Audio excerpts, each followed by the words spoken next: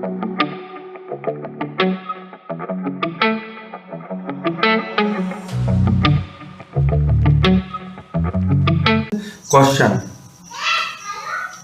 शब्द, आवाज, इमेजेस और ऐसे कार्यों को अनुमोदन करना जिसे लोग सिस्टम यूनिट प्रोसेस करने वाले प्रारूप में समझ सकते हैं, उसे खाली स्थान के रूप में जाना जाता है। ध्यान दीजिए, शब्द है, आवाज है, इमेजेस है और ऐसे कार्यों को अनुमोदन करना जिसे लोग सिस्टम यूनिट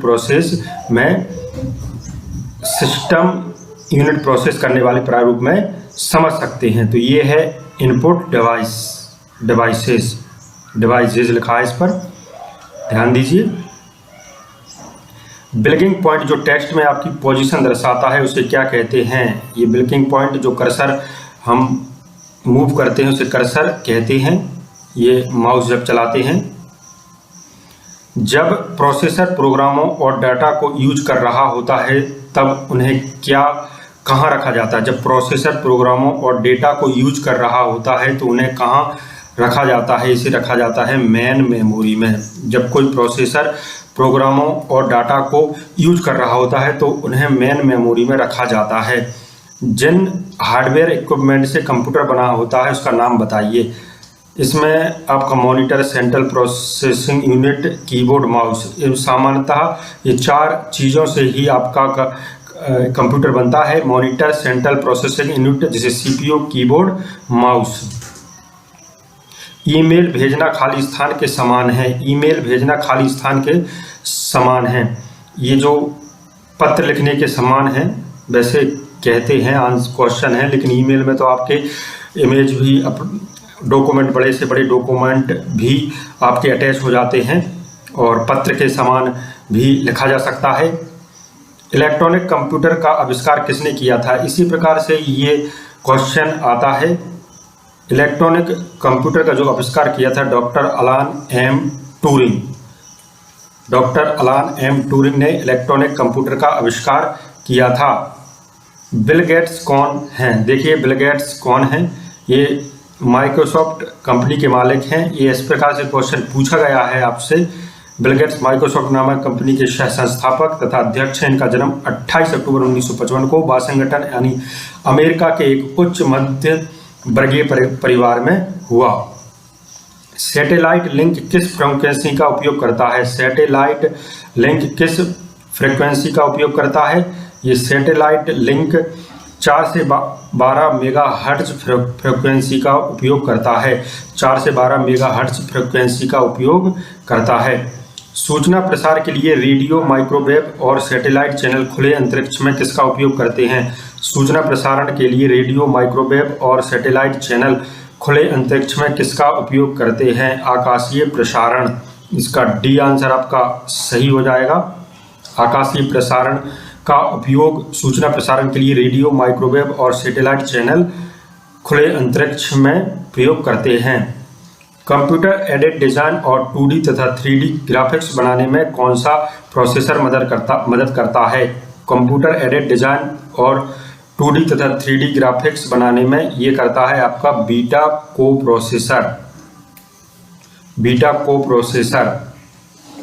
आधुनिक कंप्यूटर में प्रयोग किए जाते हैं। आधुनिक कंप्यूटर में क्या प्रयोग किया जाता है? आधुनिक कंप्यूटर में VLSI, very large scale integration, जो अभी आधुनिक कंप्यूटर चल रहे हैं उसमें वेरी लार्ज स्केल इंटीग्रेशन प्रयोग किया जाता है। माइक्रो कंप्यूटर को खाली स्थान कहते हैं। माइक्रो कंप्यूटर को खाली स्थान कहते हैं। Computer on a chip. Integrated circuit किससे बनाई जाती है? इंटीग्रेटेड सर्किट जो बनाई जाती है वो सिलिकॉन से बनाई जाती है। इलेक्ट्रॉनिकी में एकीकृत परिपथ या एकीपर इंटीग्रेटेड सर्किट आईसी को सूक्ष्म परिपथ, माइक्रो सर्किट, सूक्ष्म चिप, सिलिकॉन चिप या केबल चिप के नाम से जाना जाता है। विश्व में सबसे बड़ी पर्सनल कंप्यूटर नेटवर्क सेवा निम्नलिखित में से किसके द्वारा उपलब्ध कराई जाती है?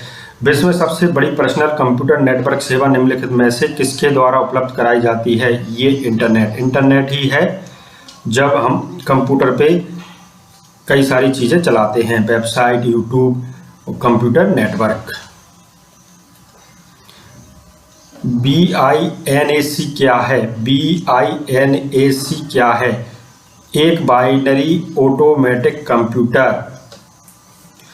1949 में बाइनरी ऑटोमेटिक कंप्यूटर BINAC का आविष्कार इकर्ट मॉची कंप्यूटर कॉर्पोरेशन EMCC द्वारा नॉर्थअप एयरक्राफ्ट कंपनी के लिए डिजाइन किया गया था, जो कि एक इलेक्ट्रॉनिक कंप्यूटर था। ये प्रारंभिक कंप्यूटर था, ऐसा आता है इसमें, प्रारंभिक कंप्यूटर था, इलेक्ट्रॉनिक कंप्यूटर था। BINAC संयुक्त राज्य अमेरिका में पूरा होने वाला पहला ऑपरेशनल स्टोर प्रोग्राम कंप्यूटर बन गया। माइक्रो प्रोसेसर जो कंप्यूटर का मस्तिष्क होता है उसे खाली स्थान भी कहा जाता है। ये कहा जाता है माइक्रो चिप। ये ऐसे क्वेश्चन आ रहे हैं आपके, कंप्लीट होने वाले हैं। बेसिक आपका कंप्लीट होने वाला है, अभी तो नहीं लेकिन हाँ हो जाएगा इस मंथ तक। प्रमुख मेमोरी खाली स्थान के समन्वय से कार्य करती है। प्रमुख मेमोरी खाली स्थान समन्वय के कार्य से कार्य करती है। इसका जो सही आंसर हो जाएगा वो CPU। ओके, CPU है। CPU से क्वेश्चन अभी आपके बहुत बन रहे हैं। CPU का प्रमुख कार्य क्या है? प्रोग्राम अनुदेशों पर अमल करना, डेटा जानकारी भावी प्रयोग हेतु स्टोर करना, ये तो नहीं है। डेटा और जानकारी प्रोसेस करना। A और C इसका सही आंसर हो जाएगा, यानी प्रोग्राम अनुदेशों पर अमल करना, डेटा और जानकारी प्रोसेस करना। जब कंप्यूटर इनपुट और आउटपुट की बात होती है तब इनपुट का संदर्भ क्या होता है, ये आपको बताना है। इसमें है डेटा या जानकारी जिसे कंप्यूटर में इंटर प्रवेशित किया गया है। डेटा का प्रेषण जिसे कंप्यूटर में इनपुट किया गया है, मतलब D आंसर है। A और B है, ये दोनों हो जाएंगे। ये नहीं होगा कोई भी डेटा प्रोसेसिंग जो नए डेटा इनपुट से कंप्यूटर में होता है। डेटा प्रोसेसिंग नहीं होता है। डेटा प्रोसेसिंग जिसे कंप्यूटर में इनपुट किया जाता है। डेटा या जानकारी जिसे कंप्यूटर में इंटर या प्रवेशित किया गया है। सिलेक्ट या हाईलाइट करने के लिए अक्सर किसका प्रयोग होता है? सिलेक्ट या हाईलाइट करने के लिए किसका प्रयोग होता है? हम सामान्यतः माउस का प्रयोग करते हैं इन चीज़ों में से, आइकन, कीबोर्ड और फ्लॉपी डिस्क में से। स्टोरेज यूनिट क्या प्रोवाइड करते हैं? स्टोरेज यूनिट क्या प्रोवाइड करते हैं बताइए। स्टोरेज यूनिट जो होते हैं वो इंफॉर्मेशन और इंस्ट्रक्शन जब मेमोरी में यूज ना हो रहे हो तो उन्हें स्टोर करने के लिए प्लेस मतलब स्थान का प्रोवाइड करते हैं। स्टोरेज यूनिट होते हैं जो इंफॉर्मेशन और इंस्ट्रक्शन होती है, जो जानकारी होती है कंप्यूटर में जब मेमोरी में यूज ना हो रहे हो तो उन्हें स्टोर करने के लिए स्थान प्रदान करते हैं। किस प्रकार की मेमोरी प्रोसेसर की सबसे करीब से कनेक्टेड है? किस प्रकार की मेमोरी प्रोसेसर के सबसे करीब से कनेक्ट है? ये है आपकी main memory. Main memory connect होती है। मेन मेमोरी प्रोसेसर के सबसे करीब से कनेक्टेड होती है। कौन सा डिवाइस आपके कंप्यूटर को दूसरे कंप्यूटर से टेलीफोन पर बात करने और इंटरनेट एक्सेस करने देता है?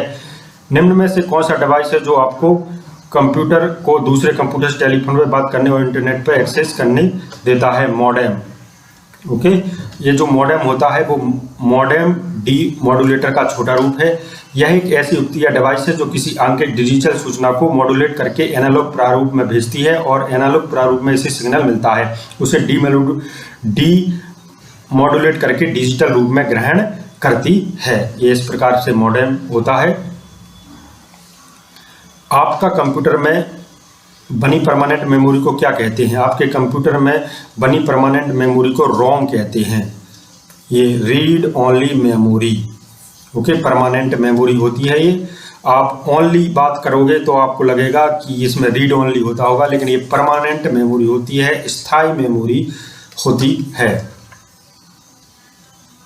गणना का आविष्कार किस देश में हुआ था? भाई सबसे पहले गणना का आविष्कार किस देश में हुआ था? ये जो हुआ था चीन में, अपना पड़ोसी देश, बदमाश देश चीन में हुआ था। गणना का आविष्कार चीन में हुआ था। तो दोस्तों वीडियो आपको अच्छा लगता है तो आप लाइक ज़रूर कर दिया करें, और इसके ऑनलाइन टेस्ट हमारी वेबसाइट पर अपलोड होना स्टार्ट हो गए हैं, तो वहाँ पर आप इसके ऑनलाइन टेस्ट दे सकते हैं, सारे के सारे इसके PDF और क्विज जिससे कि आप स्टडी कर सकते हैं, ऑनलाइन टेस्ट जिससे कि आप प्रैक्टिस कर सकते हैं। और वीडियो तो आप देख ही रहे हैं, तो आपका कंप्यूटर आपका सारा कवर हो जाएगा आप यदि आप इस सीरीज को डेली वॉच करते हैं। तो हमारा यह वीडियो देखने के लिए बहुत बहुत धन्यवाद दोस्तों।